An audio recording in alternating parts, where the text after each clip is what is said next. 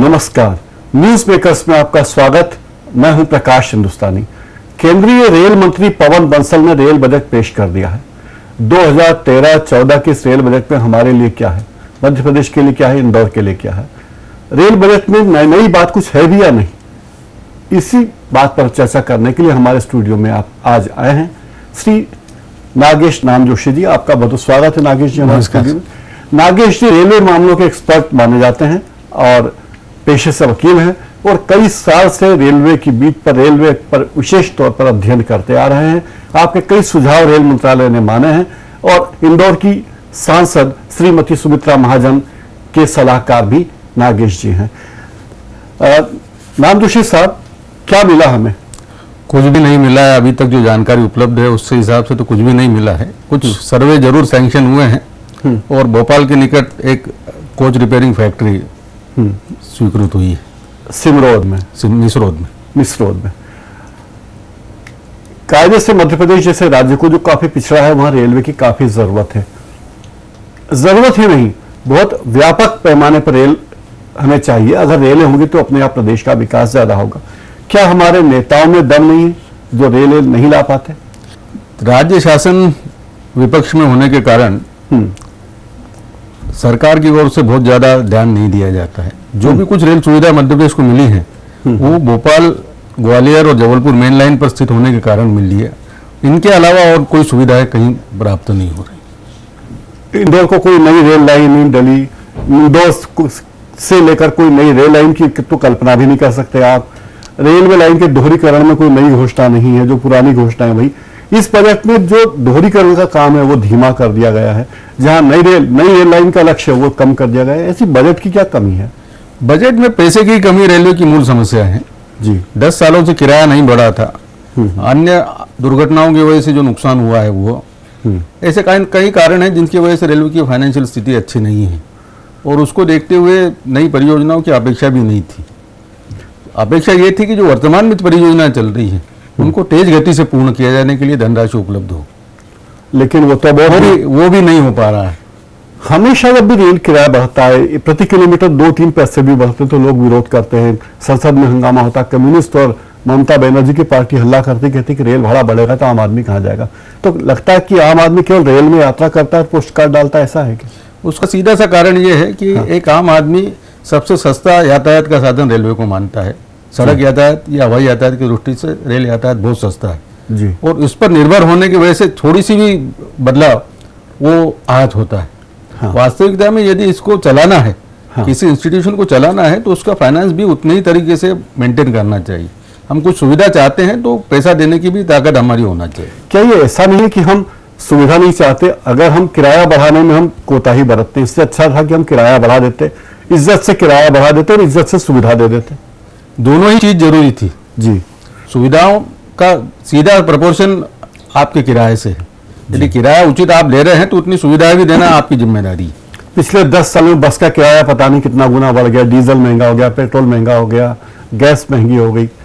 तो सभी तरह से ऑपरेशनल कॉस्ट बढ़ी है। रेलवे में तनख्वाहों की बढ़ोतरी हुई है, बोनस दिए जा रहे हैं जी। यातायात का जो लगने वाला माल है उसकी कीमतें बढ़ गई हैं। ऐसी स्थिति में किराया बढ़ाना लाजमी था, उसे आप अन्यथा न ले से। पर किराया तो बढ़ाया, चोर दरवाजे से किराया बढ़ाया, पिछले दरवाजे से किराया बढ़ा, सरचार्ज के नाम। ये पॉपुलरिस्टिक होने का तरीका है जी। साफ गोई शब्दों में बोलने की हिम्मत नहीं हो जी तो पिछले दरवाजे से चीजें की जाती। मतलब तत्काल टिकट महंगा, fast train, super fast train में किराया और बढ़ा दिया। रेलवे का टिकट आप कैंसिल करते हैं। पिछले साल रेलवे को 10,000 करोड़ से ज्यादा की इनकम केवल टिकटों के कैंसिलेशन से प्राप्त हुई, जिसमें रेलवे को कुछ नहीं करना पड़ा। सब कंप्यूटर जनरेटेड चीजें हैं। लोगों ने 2 टिकट बुक करा लिए, जिस दिन जाना उस दिन गए, अगले टिकट बुक किया तो कहीं 10 रुपए, कहीं 20 रुपए, कहीं 60 रुपए तक लोगों को कटे। मेरे दृष्टि से रेलवे के कैंसिलेशन चार्जेस या सुपरफास्ट सरचार्ज जो बढ़े हैं जी या तत्काल के चार्जेस बढ़े हैं, उससे रेलवे को अन्यथा हानि नहीं होती है। क्योंकि जैसे ही टिकट कैंसिल होता है दूसरा आदमी उस टिकट का उपयोग करके रेलवे को उतना तो पैसा मिलता ही है। हाँ, ऐसी स्थिति में ये नुकसान वाली चीजें नहीं है। क्लेरिकल चार्जेस के नाम से बहुत ज्यादा रकम काटी जाना गलत है। दुरंतो टाइप ट्रेन जो चलती है जिनमें खाने पीने के नाम पर 200-200 रुपए लिए जाते हैं, क्या ये उचित है? क्या 200 रुपए का खाना मिलता है क्या? खाना 200 रुपये का तो नहीं मिलता है और कई दुरंतो यात्री गाड़ियाँ, शताब्दी यात्री गाड़ियाँ ऐसी जिसमें खाने की आवश्यकता नहीं है। जी। इंदौर से मुंबई जाने वाली यात्री गाड़ी में खाने का सवाल ही नहीं आता है, जिसमें सिर्फ नाश्ते का पूरा प्रश्न उठता है। ऐसे में ऐसी यात्रियों पर छोड़ देना चाहिए कि वो खाना स्वयं अपनी उपलब्धता से ले। हमारे एक मित्र का कहना कि भारतीय रेलवे बहुत अच्छी सेवा दे रही है। मल्टीप्लेक्स जैसा नहीं कि आप रेलवे स्टेशन के भीतर घुसे तो अपने खाने का सामान नहीं ले जा सकते। आपको रेल में एक समोसा खाना हो स्टेशन पर तो आपको 50 रुपए देने पड़ेंगे, एक कोल्ड ड्रिंक पीना हो तो आपको 70 रुपए देने पड़ेंगे, एक पॉपकॉर्न खाना हो तो 90 रुपए देने पड़ेंगे। ऐसा तो नहीं है रेलवे में। फिर क्यों लोग रेलवे की आलोचना करते हैं? प्रश्न ये नहीं है कि आप सुविधा अभी देखेंगे, इस बजट में इसके ठीक विपरीत किया गया है। वाईफाई की सुविधा दी गई है। भारतीय रेल पर चलने वाला अधिकतर यात्री वाईफाई की सुविधा क्या कंप्यूटर और लैपटॉप लेकर का भी उपयोग नहीं कर पा रहा है। ऐसे में ये सुविधा कुछ चुनिंदा वर्गों के लिए ही सीमित करना, इससे ज्यादा इन पर होने वाला खर्च दूसरे कामों में खर्च किया जाता है, वो ज्यादा उपयोगी होता है। और जहां तक खाने पीने की चीजों का सवाल है, सामान्यतः भारतीय यात्री अपने साथ अपना खाना खुद लेके चलता है। बहुत ज्यादा कदा ऐसी चीजें होती हैं जहां उनको आवश्यकता बाहर की, और सामान्य आदमी की आर्थिक परिस्थितियों को देखते हुए ये बहुत जरूरी है। आप उससे ये तो अपेक्षा नहीं कर सकते कि पिज्जा 60-70 रुपए का एक साथ अपने बच्चों के लिए 4 बच्चों के लिए अलग से ले लें, जिसका किराया भी उतना नहीं होगा, उससे ज्यादा खर्च तो खाने पीने में करना पड़ेगा। उसे आर्थिक परिस्थितियों को भारतीय यात्रियों के देखते हुए उस पर ये व्यवस्था है। मुंबई में लोकल ट्रेनों में एसी डिब्बे लगेंगे, ये तो अच्छी बात है। हमारी इंदौर महू और इंदौर खंडवा अजमेर की दशा भी सुधर जाती तो अच्छा होता। खंडवा अजमेर और इंदौर महू की दशा सुधरना तो अब सिर्फ कल्पना में ही हो सकता है, अन्यथा मीटर गेज के डिब्बों का प्रोडक्शन बंद है जी। और आने वाले दिनों में गेज कन्वर्सन की वजह से मीटर गेज के इंजिन और डिब्बों की तरफ रेलवे जरा भी ध्यान नहीं दे रही। यहाँ तक उनके मेंटेनेंस पे भी ध्यान नहीं है। स्पेयर पार्ट्स नहीं मिल रहे डीजल इंजिन के जी, तो ये बंद होना है। इसकी वजह से रेलवे अभी से उस पर दुर्लक्ष्य कर रही है, पर जहाँ तक मैं समझता हूँ अगले 10 वर्षों में भी मीटर गेज इंदौर खंडवा के बीच में बंद होने की संभावना नहीं है। ऐसी स्थिति में ये कहीं खतरनाक हो सकता है। जब सर्वे की बात होती तो सर्वे के नाम पर लॉलीपॉप देके चुप कर दिया जाता कि हम इंदौर से फलानी जगह के लिए सर्वे कर रहे हैं वगैरह वगैरह। ये बात भी सही है, और इंदौर ये बहुत सालों से भोगता आ रहा है। 1908 में गिडीज ने इंदौर मनमाड़ रेल लाइन की प्रस्तावना की थी, उसके बाद 1930-32 में सर्वे भी हुआ, वो आज तक सर्वे में ही अटकी हुई है। लेकिन लगता नहीं आपको मध्य प्रदेश की सरकार भी यहाँ के रेल के पिछड़ेपन के लिए दोषी है? जैसे इंदौर मनमाड़ रेल लाइन की बात करें, महाराष्ट्र ने अपना 25% अनुदान दे दिया, लेकिन मध्य प्रदेश की सरकार एक ढेला जमा नहीं करती, क्योंकि मध्य प्रदेश के नेताओं को लगता है कि 10 साल रेल लाइन डलने में लगेंगे, 15 साल लगेंगे, तब तक कहाँ हम यहाँ में मुख्यमंत्री रहेंगे। जहां तक मेरी जानकारी, ये काल्पनिक तथ्य है कि महाराष्ट्र ने कोई पैसा जमा करा है। महाराष्ट्र सरकार ने एक पत्र जरूर दिया है रेल मंत्रालय को कि वो अपने हिस्से का आधी धनराशि देने के लिए तत्पर है।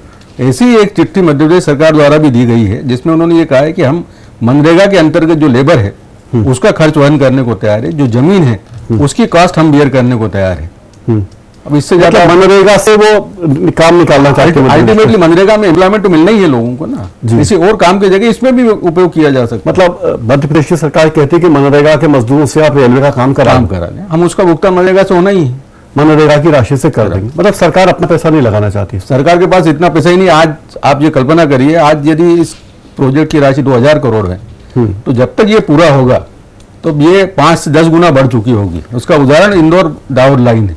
जब इसका शिलान्यास प्रधानमंत्री ने करा तब इसकी कॉस्ट 630 करोड़ रुपए थी, जो आज की तारीख में करीब 2000 करोड़ रुपए हो गई। ऐसे में इतनी बड़ी धनराशि के लिए कोई आने वाले सरकार पर बोझ कायम रखते हुए निकल जाना ये उचित नहीं प्रतीत होता। कुल मिला के इस रेल बजट को आप कैसे रेखांकित करेंगे? अच्छा है, बुरा है, खराब है, बहुत ही खराब है? इस बजट को 2 दृष्टि से देखा जा सकता है। सामान्य यात्री की दृष्टि से यदि मैं देखूं तो बजट खराब है, और एक योजनाकर्ता की दृष्टि से देखूं तो बजट बहुत अच्छा है। किस तरह जरा अपनी बात को? योजनाओं के हिसाब से धनराशि हुआ कि हमारे पास जितनी चादर है उतनी पांव फैलाने की कोशिश की गई है जी। और यात्री की दृष्टि से मैं यदि कहूं कि मेरे को किराया ज्यादा देना पड़ेगा, हर फील्ड में मेरे को किराए की ज्यादा वसूली होगी और नई सुविधाएं मेरे को कुछ नहीं मिल रही। कम से कम ये बात जरूर है कि ये रेल मंत्री महोदय अपने ससुराल तक रेल लाइन नहीं ले जा रहे हैं। हाँ, पर इनडायरेक्टली पंजाब बेनिफिट हुआ है। पंजाब के 2-3 स्टेशनों में कारखानों के निर्माण की बात की गई है, 2-4 रेल सर्विस की बात हुई है, पर ये मैं बहुत ज्यादा स्वार्थी नहीं मानता इस मामले में। आपको लगता है कि ठीक है रेल? हाँ, मैं जरूर मानता हूं इस चीज को कि जितने संसाधन थे उसमें बजट योजनाकर्ता की दृष्टि से बहुत ठीक है, पर मैं एज व्यक्तिगत पैसेंजर की दृष्टि से देखूंगा तो मैं असंतुष्ट हूँ। मतलब कांग्रेस के नेता की तरह देखे कोई तो लगेगा कि बहुत अच्छा बजट है, विद्यार्थियों को खुश किया, खिलाड़ियों को खुश किया, स्वाधीनता सेनानियों के नाम पर राहत दी गई, वीर चक्र परमवीर चक्र विजेताओं को सम्मान दिया गया, नई नौकरियां जनरेट करने की बात की गई, अच्छी अच्छी बातें कही गई। ये जहाँ तक स्वतंत्रता संग्राम सेनानी या वीर चक्र वालों का है, उनके लिए ये सुविधा देना, वो डिजर्व करते हैं इस चीज़ को, उनको मिलना चाहिए। जिन्होंने देश के हित में कुछ काम किया है, उनको यदि सुविधा हम नहीं दे पाए तो हम उनके ऋणी नहीं हो पाए। आप अगर रेटिंग करें मध्य प्रदेश के लिए हिसाब से और इंदौर के हिसाब से, तो इस बजट को कितना नंबर देंगे हमारे हिसाब से? 10 में से 1। 10 में से 1। अच्छा, अगर आपको रेल बजट बनाना होता, अगर आपके हाथ में होता, तो आप क्या करते? मैं उतनी ही पाँव फैलाता जितनी मेरी चादर थी, जो वर्तमान रेल मंत्री ने कहा। मतलब आपकी राय में ठीक काम किया गया है ये? आपको लगता है कि दूसरे जो क्षेत्रीय दलों के नेता हैं वो रेल बजट का इस्तेमाल अपने राजनीतिक फायदे के लिए करते थे बजाय रेलवे के फायदे के लिए? सामान्य तौर पर आप यदि देखेंगे तो करीब करीब कुछ एक्सेप्शन छोड़ दें तो सभी रेल मंत्रियों ने यही कार्य किया। हमारे प्रदेश के माधवराव जी सिंधिया, प्रकाश चंद्र सेठी जी भी रेल मंत्री रहे, लेकिन हमें तो कोई बहुत लॉलीपॉप नहीं मिला। प्रकाश चंद्र सेठी अपवाद है इस मामले में जी। माधवराव सिंधिया ने जरूर ग्वालियर के लिए बहुत कुछ किया है, और उसके बनिस्बत मध्य प्रदेश को भी मिलाई हुई। हमें इंदौर को उतना फायदा नहीं। इंदौर को हर अपना, जब मध्य प्रदेश को देना है तो मैं अपने घर में देखूंगा पहले कि मुझे क्या मिल रहा है। नागेश नामदोशी जी, आप हमारे स्टूडियो पधारे, आपने रेल बजट पर इतने कम समय में, आपने व्यस्त समय में से समय निकाला हमारे पास आने के लिए, आपका बहुत बहुत धन्यवाद। न्यूज मेकर्स में फिलहाल इतना ही। नमस्कार।